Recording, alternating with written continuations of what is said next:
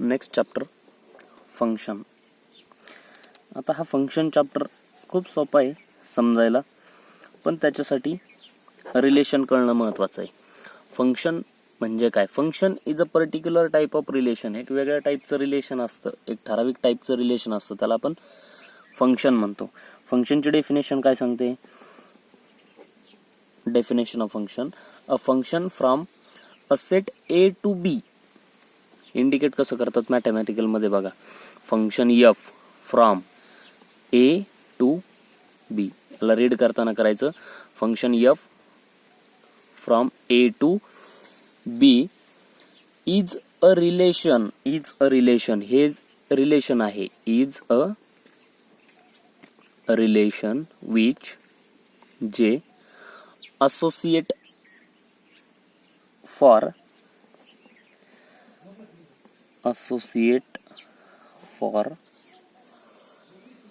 each element, प्रत्येक element in A मधला प्रत्येक element associate आहे कशासोबत? there exist unique, एकमेव युनिक इलेमेंट इन बी. म्हणजे ग्राफिकल मेथड मध्ये किंवा डायग्राम काढून कसं दाखवता येईल बघा. हा सेट ए आहे, हा सेट बी आहे. फंक्शन ए टू बी आहे, ए पासून बी पर्यंत, आणि फंक्शनचं नाव आहे F. F is function from A to B. हे दोन सेट आहेत, सेट ए, सेट बी. याच्यामध्ये 1 2 3 4 इकडं ए बी सी तीनच एलिमेंट असतील. आपण एक्झाम्पल घेतलं, काही घेता येईल एक्झाम्पल. फंक्शन काय सांगते बघा. Function is a relation which associate. Function हे एक रिलेशन आहे which associate from each element in A. A मधला प्रत्येक element. There exist unique element in B. प्रत्येक इलेमेंट हा युनिक म्हणजे एकमेव इलेमेंट सोबत अटॅच असेल. ए हा ए सोबत. फंक्शन ए टू बी आहे, ॲरो अशा पद्धतीने दाखवायचा. हा सी कडे असेल, हा सी कडे असेल, हा बी कडे असेल. हे सगळे ॲरो दाखवून झाले. ठीक आहे. आता आपली डेफिनेशन, हे फंक्शन आहे का? फंक्शन ए टू बी कसं चेक करायचं? ए मधला प्रत्येक इलेमेंट, इच इलेमेंट, प्रत्येक इलेमेंट 1 2 3 4 इलेमेंट आहेत ए मध्ये. असोसिएट युनिक इलेमेंट, एकमेव इलेमेंट सोबत युनिक पाहिजे. 1 हा ए सोबत आहे, 2 हा सी सोबत आहे म्हणजे एकच आहे, 3 ला सी एकच आहे, 4 ला बी एकच आहे. Is a well define function. हे वेल डिफाईन फंक्शन झालं. पण जर आपण एक्झाम्पल वेगळ्या पद्धतीचं घेतलं, कसं? इथं ए असेल, इथं 1 2 3 आणि 4 आहेत, इकडं ए बी सी आहेत. हा सेट ए आहे, हा बी आहे, फंक्शन आहे एफ. आता फंक्शन चेक करायचंय. 1 हा ए सोबत आहे रिलेटेड, बी सोबत सुद्धा आहे. 2 हा बी सोबत आहे, बी सोबत आहे, सी सोबत आहे. ठीक आहे. आता फंक्शन होईल का? Each element in A. A मधला प्रत्येक element. There exist unique element in B. B मधल्या एकाच इलेमेंट सोबत अटॅच पाहिजे. 1 हा ए ला पण अटॅच आहे, 1 हा बी ला सुद्धा अटॅच आहे. म्हणजे हे फंक्शन होणार नाही.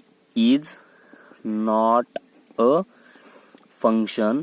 रिझन लिहायचं because, BECAUEC, because 1 belongs to A. 1 हा ए मधला आहे.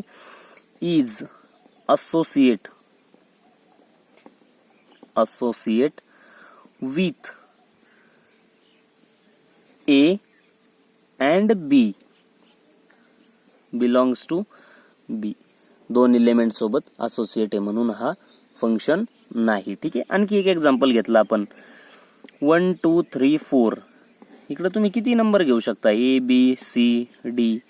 1 हा ए सोबत, बी सोबत, 3 हा डी सोबत. ठीक आहे. इलेमेंट संपले, तीनच इलेमेंट अटॅच आहेत. आता डेफिनेशन काय सांगते फंक्शनची? Function from A to B f. हे फंक्शन होईल का? Each element in A. पहिल्या सेट मधला प्रत्येक इलेमेंट. 1 एक सोबतच अटॅच पाहिजे, 2 एका सोबतच, 3 एका सोबत, 4 अटॅचच नाही, हे सुद्धा फंक्शन होणार नाही. याला म्हणायचं इमेजेस. हा समजा आरसा आहे, हा मध्ये फंक्शन म्हणजे आरसा आहे. 1 आरशात बघितलं त्याला ए दिसला म्हणजे स्वतःची प्रतिमा दिसली. Image of 1 is A, that is F of 1 equal to A असं लिहिता येतं. ठीक आहे. फंक्शनची व्हॅल्यू 1 च्या फंक्शनची व्हॅल्यू ए, 2 च्या फंक्शनची value B, that is the value of 2 under function B which is equal to small B. This is the value of 3 under function f which is the d which is belongs to capital B. capital B मधला value ती. ठीक आहे. हे function झालं का फंक्शनची definition सांगते काय, प्रत्येक इलेमेंट हा दुसऱ्या सेट मधल्या एकाच इलेमेंटशी अटॅच पाहिजे. इथं डी असला शिल्लक तरी चालेल, तरी सुद्धा फंक्शन होतंय. फंक्शन काय सांगतंय, फक्त ए मधले सगळेच्या सगळे इलेमेंट, इच इलेमेंट एकाच इलेमेंटला अटॅच पाहिजे. ठीक आहे. आता याच्यानंतर या सेट मध्ये हा सुरुवातीचा असतो फंक्शन फ्रॉम ए टू बी. ए ला म्हणायचं डोमेन, बी ला म्हणायचं कोडोमेन. ए ला म्हणायचं domain, A is called domain, पहिला सेट हा डोमेन असतो. बी इज कॉल्ड कोडोमेन, बी हा कोडोमेन असतो. ठीक आहे. डोमेन कोडोमेन कळलं तुम्हाला. त्याच्यानंतर टाइप्स ऑफ फंक्शन्स, आता महत्वाचा पार्ट, फंक्शनचे टाइप्स ऑफ फंक्शन. त्यातला पहिला टाइप्स आहे 1-1 फंक्शन. 1-1 फंक्शन त्यालाच 1-to-1 फंक्शन म्हणतात. 1-to-1 एक पासून एक पर्यंतच फंक्शन. 1-1 म्हणजे एकास एक, किंवा त्याला इंजेक्टिव्ह फंक्शन म्हणतात.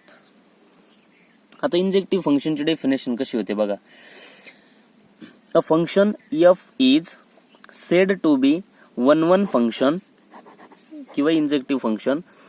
A function f is said to be 1-1 function if each element किंवा different element have different image in B. different element, different म्हणजे वेगळा, element in A having different image in B. म्हणजे काय, हा सेट A आहे, हा set B आहे, हा फंक्शन f आहे. इथं 1 2 3 4 5 A B C D E F एवढे एलिमेंट आहेत तिथं. ठीक आहे. फंक्शनची डेफिनेशन काय सांगते 1-1 फंक्शनची.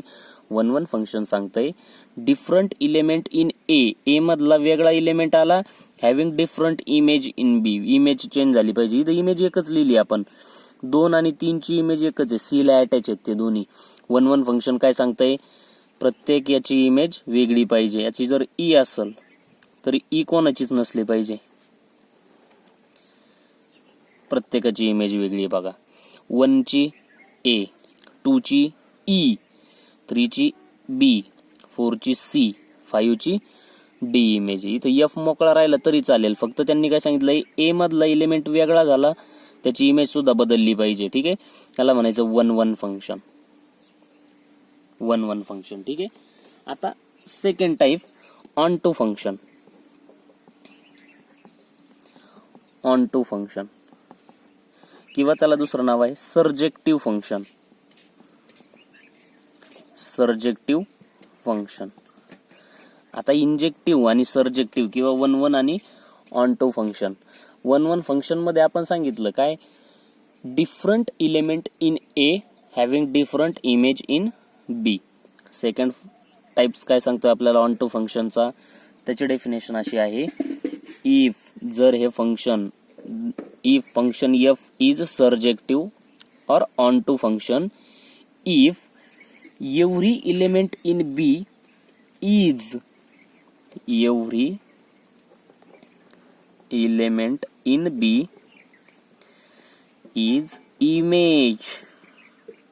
some image in A. बी च्या प्रत्येक इलेमेंटला, एव्हरी इलेमेंट प्रत्येक इलेमेंटला सम इमेज, सम म्हणजे काहीतरी, 1 असू द्या 2 असू द्या 10 प्री इमेज असू द्या. प्री इमेज, प्री म्हणजे उलटी, इकडं उलट फंक्शन करायचंय. याचं एक्झाम्पल बघा, 1 2 3 4, इथं A B C D E, इथं 5 एलिमेंट आहे, तिकडे 4 आहेत.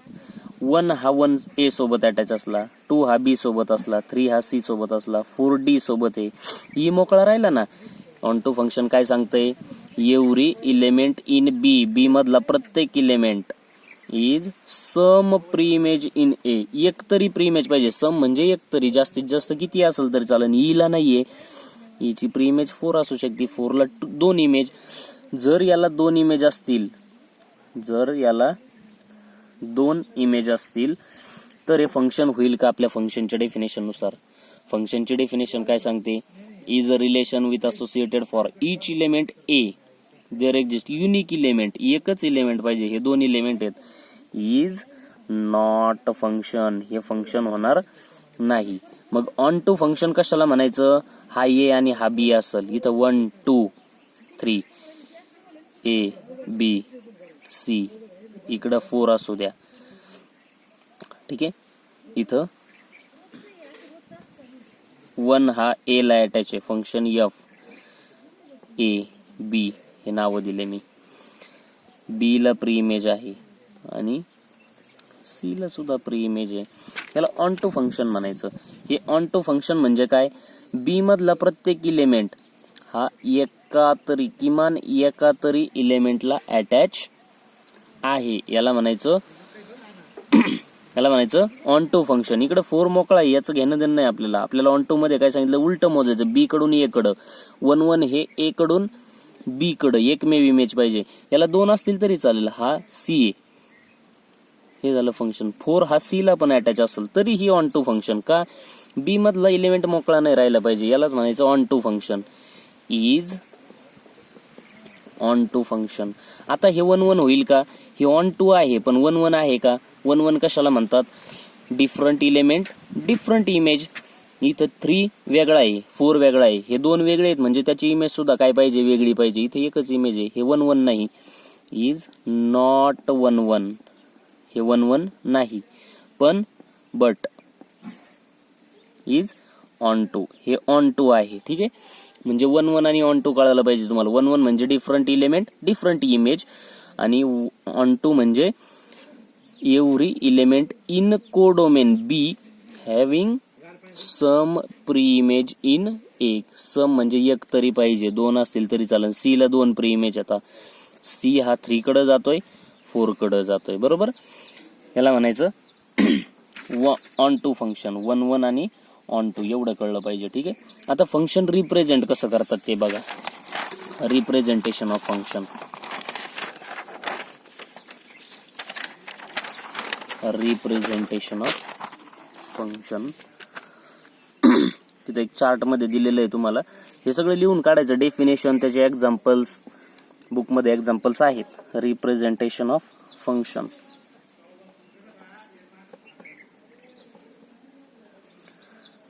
Representation of function. फंक्शन कसं रिप्रेझेंट केलं जातं, त्यातला पहिला फॉर्म आहे व्हर्बल फॉर्म. व्हर्बल म्हणजे हे पेपरला येणार नाही, पण आपल्याला माहित पाहिजे फंक्शन कसं रिप्रेझेंट करतात. व्हर्बल म्हणजे तोंडी सांगितलेलं, थेरॉटिकल सांगितलेलं. कसं, if we can input then we get 2 outputs. आपण जर एक इनपुट केलं तर 2 आउटपुट मिळतात, हे थेरॉटिकल सांगितलं. याच्यामध्ये डोमेन झाला इनपुट, इनपुट, आणि कोडोमेन झाला आउटपुट. थेरॉटिकल एक्झाम्पल्स असतात हे, थिअरी किंवा व्हर्बल फॉर्म मध्ये असतात, वर्ड फॉर्म मध्ये असतात, शब्दाच्या फॉर्म मध्ये दिलेले असतात.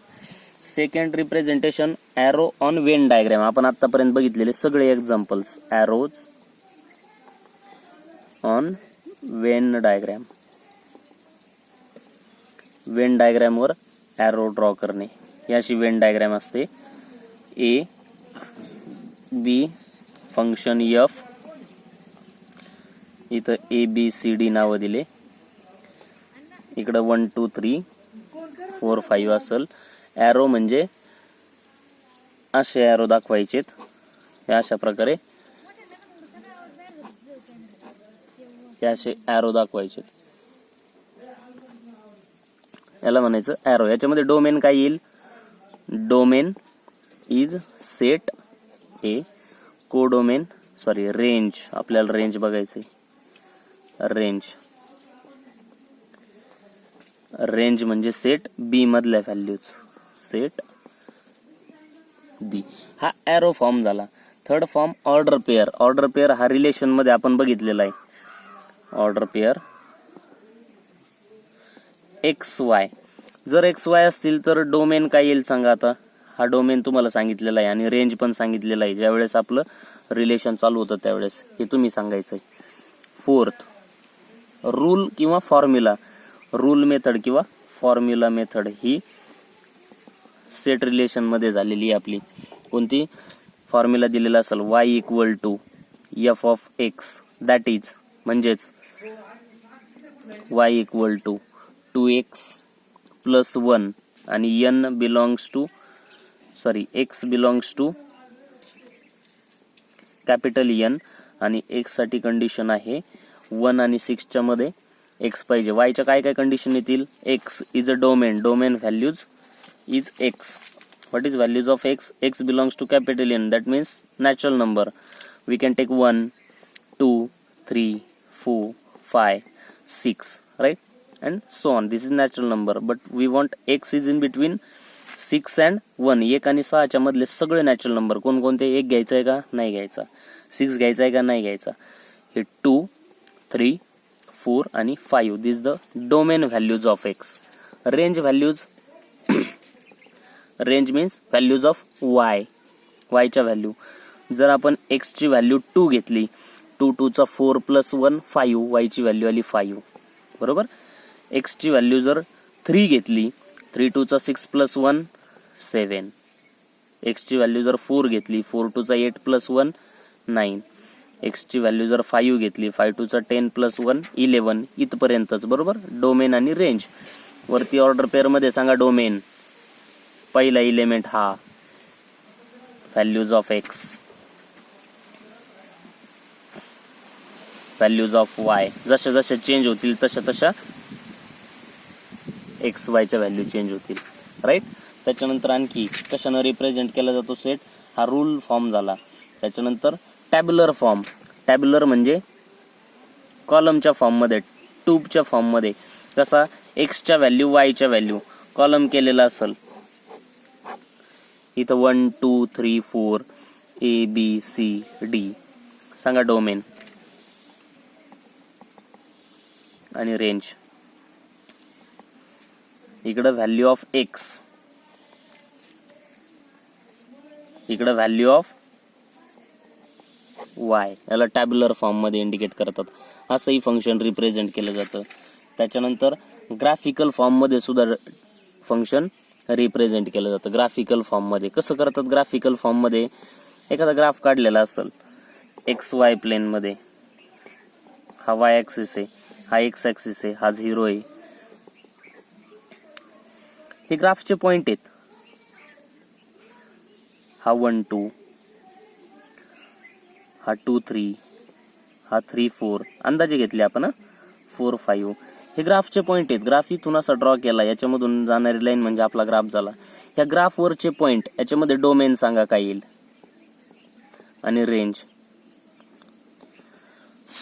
डोमेन मध्ये येईल the point plotted in on x axis 1 2 3 4 5.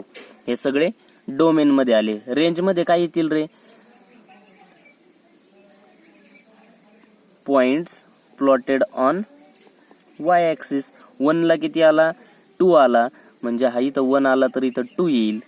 हा सेट, डोमेन कोडोमेन असे मोकळे नाही लिहायचे. हे काय सेट असतात, डोमेन सेट, रेंज सेट, अशा पद्धतीचे.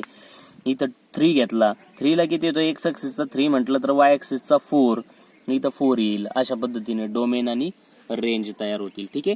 आता फंक्शनचा आपल्याला ग्राफ ड्रॉ करता येतो. हे आपण आता याच्यावरून बघितलं, पण आपल्याला ग्राफ काढता येईल का, कधी काढता येतो.